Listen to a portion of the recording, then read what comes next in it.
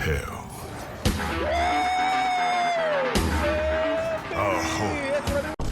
Am I a villain in this story?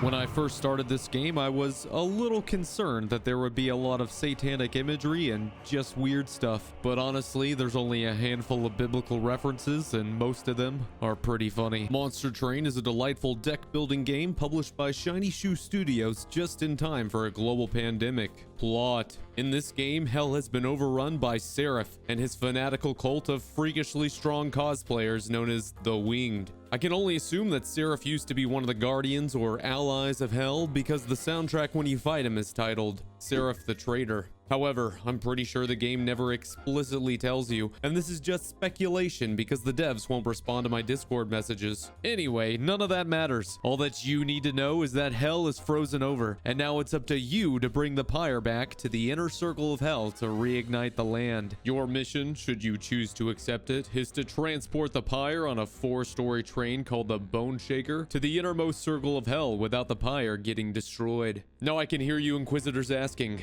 where did this train come from? Why was this magical pyre outside of hell to begin with? Look, bud, this is a roguelike. You're already asking too many questions. Just hop on the train so I can show you the In every battle, the enemy usually start on the bottom floor, and every turn they move up another floor until they make it to your precious pyre. Now, it's worth mentioning that your pyre's not defenseless, but a few stronger enemies will easily destroy it. The sheer awesomeness of the pyre prevents you from placing units on the top floor, so you'll have to stop the enemy on the 3 floors below. The bosses are the only units that will stay on a floor until all of your units are dead, instead of immediately running up the stairs like a coward. In order to keep the cosplayers from reaching the pyre, you'll need to use a combination of units and spells from your deck. Each card requires a certain amount of energy, and each floor can only support so many units. So not only do you have to build your deck correctly, you'll also need to plan out where and how you want to use your units. I'm going to be comparing this game to Slay the Spire a bit because they're both great roguelike deck builders. Aside from the train tower defense mechanics that obviously make this game distinct from Slay the Spire, there are 3 huge differences I noticed. Firstly, relics are much rarer. The most relics I've ever had in a Monstertrain run was about 11, and there's 125 in total. Granted, you can only encounter around 81 of these because you won't see faction relics for the factions you aren't playing as. This means you should only expect to encounter about 4 to 7 relics on a given run, so you definitely shouldn't structure a run around a relic that you're hoping to run into. That being said, many of these relics are incredibly powerful, and if you encounter a great relic early on, it would behoove you to plan your deck around it. Second, the scale of battle. If Slay the Spire is a sexy arithmetic game, Monstertrain is a sexy multiplication game. In Monstertrain, it's possible for your units to dish out over 1,000 points of damage over a single end turn. And truth be told, I usually have no idea if my last defense will beat the boss until the game tells me. Lastly, and I know this one will irritate Slay the Spire fans, in Monstertrain, the AI get to attack first, and they hit harder than Phil Swift in a flex tape commercial. That's a lot of damage. The only way to prevent this is to acquire the quick upgrade for a pretty penny at the Merchant of Steel, and then pray that the enemy don't have spikes. Now, before you can even start your journey, the first thing you must consider is your primary and supporting factions. The base game introduced 5 original factions, and the DLC added 1 more. The first faction is the Hellhorned. They're basically your typical followers of Khorne. They've got units that multi-strike and dish out a ton of damage. They've got spells that buff armor, and they've got a ton of imps that buff your units when they're summoned. Unfortunately, a handful of their units, to include their starting champion, have low health pulls, so you may have to go out of your way to protect them. The second faction is the Awoken. They focus on spike damage and healing. Many of their units get stronger when you heal them. I don't have too much else to say about them. They're pretty straightforward.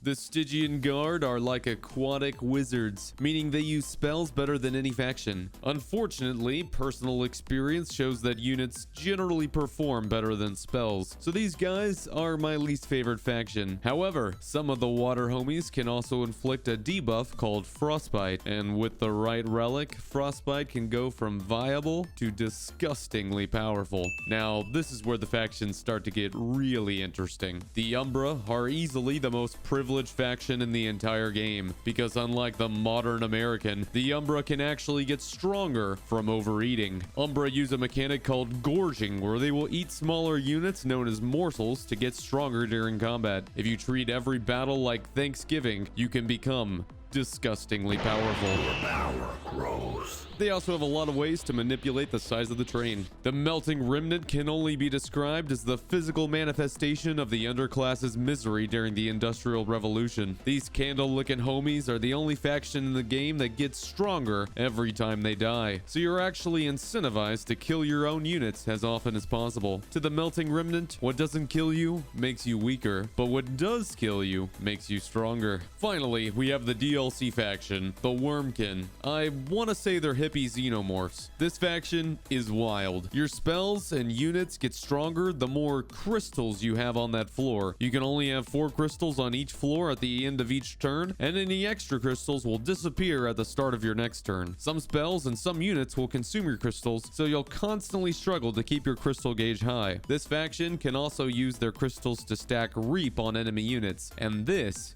is disgustingly powerful.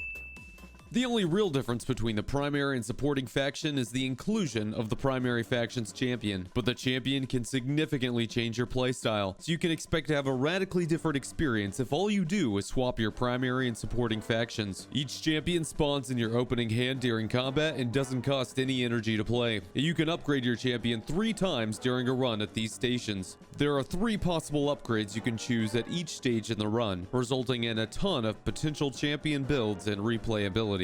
Now that you've selected your factions, it's time to start your journey. As you go to the inner ring of hell in a whip Dante could only dream of, you'll have to stop at each ring to fight a battle. After the battle, you'll get a few card reward options, and then you'll get to pick which path you'd like to take. The red buildings are the Merchants of Steel, where you can buy upgrades for your units. The purple buildings are the Merchants of Magic, where you can upgrade your spells. And the golden buildings, towards the end of the run, are the Merchants of Trinkets, where you can pay these filthy price gouging cats for relics. You'll also get options to duplicate cards, purge weak cards, heal your pyre, gain some gold, or go to a mystery event. Now, not all mystery events are created equal. Some of these events will significantly help your run, but most of them are not very helpful in my experience. The DLC also provides pact shards, one of the coolest mechanics in the game. Now with pact shards, you can get extra relics on your run, extra spell upgrades, and you can even sacrifice units to make one of your current units stronger. Every upgrade you use with these pact shards